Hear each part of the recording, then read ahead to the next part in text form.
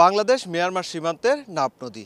নাপ নদীর জলসীমার ওপারে মিয়ানমারের রাখাইন রাজ্য, আর সেখানে চলছে অস্থিরতা, যারা আজ এসে পড়ছে এপারে। ৬৫ বছর বয়সী আব্দুর রহিম পেশায় জেলে।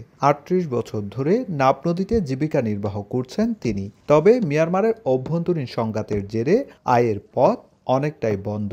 তিনি বলছিলেন, রাখাইন রাজ্য আরাকান আর্মির দখলে নেওয়ার পর কি অবস্থা সীমান্তের।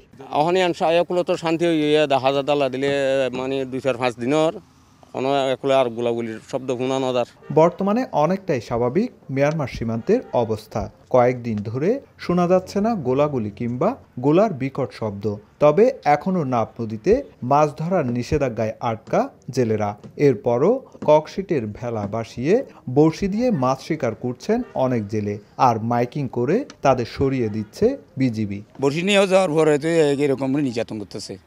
আমাদের সব সময় আসে বলে হয়তো আপনারা আমরা ফাঁসে যাই না। যারা রোহিঙ্গা আছে তাদেরকে পেরে নিয়ে যাক, আমরা সুস্থভাবে বাঁচতে চাই। ওদের কারণে নাপ নদীটা বন্ধ হয়ে গেছে, দীর্ঘদিন মানুষ কষ্টে হাহাকার মরতেছি।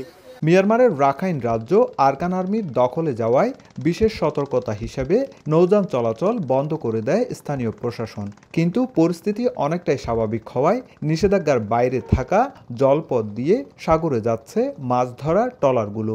একই সঙ্গে সেন্ট মার্টিন যাচ্ছে দ্বীপের স্থানীয় বাসিন্দা ও পণ্যবাহী ট্রলার।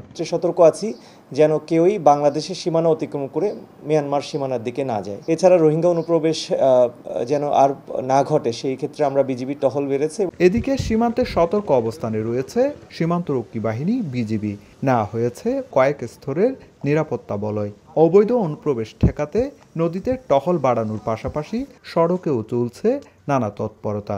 যখন আরাকান দখলে ছিল তার পূর্বে যেরকমভাবে সরকারি বাহিনী বা আপনার সরকারি বাহিনীর সাথে আরাকানের যে যুদ্ধের পরিস্থিতিতে বিভিন্ন সময় আগে অধিক পরিমাণে গোলাগুলি হতো, বর্তমানে এটি অনেকটি পরিমাণে হ্রাস পেয়েছে।